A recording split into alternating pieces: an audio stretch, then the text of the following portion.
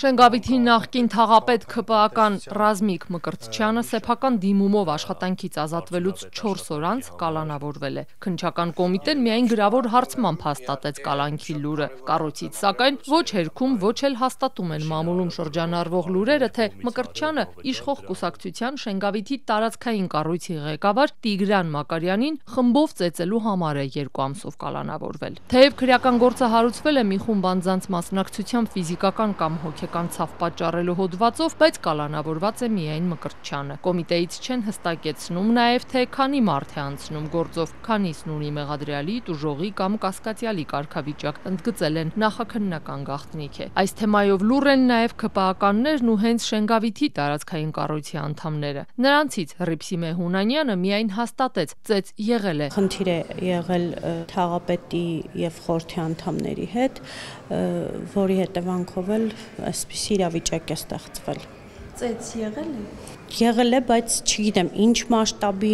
ինչպես ինչ է եղել, չգիտեմ, շատ մանրամասնություններին տեղյակ չեմ, դրա համար դա ավելի լավ է պարզաբանի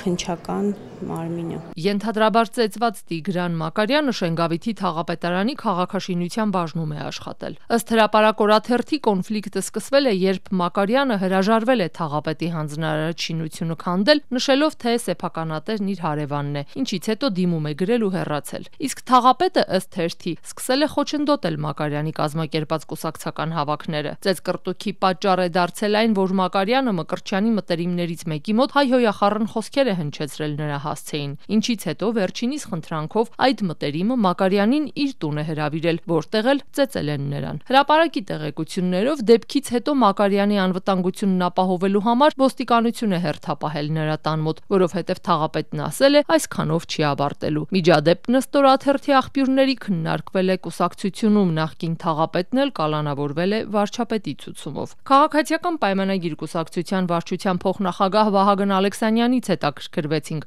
Այնինչ գրում է մամուլը, իրականությանը համապատասխանում է նախկին թաղապետին կուսակցությունից հեռացնելու հարց վարչության նիստում քննարկվել է, կամ արդյոք ճիշտ են լուրերը, որ նախկին թաղապետ Ռազմիկ Մկրտչյանը վարչապետի աշխատակազմի ղեկավար Արայիկ Հարությունյանի հովանավորյալն է։ Ալեքսանյանն այս թեմայով գրեթե ոչինչ չասաց։ Կուսակցությունում կարգապահական վարույթների մասին տեղեկատվությունը տրամադրվում է միայն այդ վարույթները ավարտվելու փաստի բերումով, այսինքն այս թեմայով ոչ մի բան չեմ կարող ձեզ ասել։ Ըստ լրատվամիջոցների կուսակցական կռիվ է եւ Ռազմիկ Մկրտչյանն էլ Արայիկ Հարությունյանի հովանավորյալն է։ Այդ հովանավորյալ բառը ես կներեք չեմ հասկանում, առհասարակ այդ հովանավորյալների ինստիտուտները թող ուրիշ կուսակցություններում ման գան։ Անկեղծ որ ասեմ, կնախընտրեի, որ այս թեմայով պես կուսակցություն այսքանով սահմանափակ էինք, որտեղ նորից եմ ասում, այս ամբողջը քննչական մարմինների առնվազն դաշտում է։ Լավ տղեն դու չես։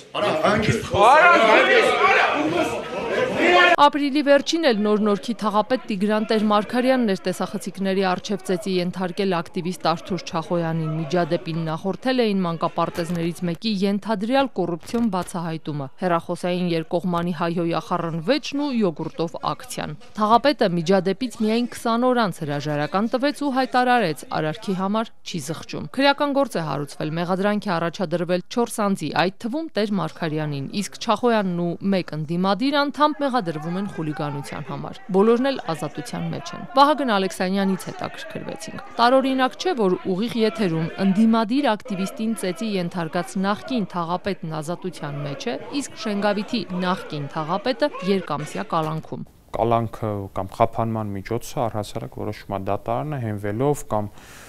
չհենվելով դատախազության միջնորդության հիման վրա։ Իմ քաղաքական դիրք Եվ դուք էլ հաճախ իրավական կառույցներից դժգոհություն բայց կներեք, մի դեպքում մեր կուսակցականն է, որը կալանավայրում է, մի դեպքում մեր կուսակցականը չի, որը կալանավայրում չի։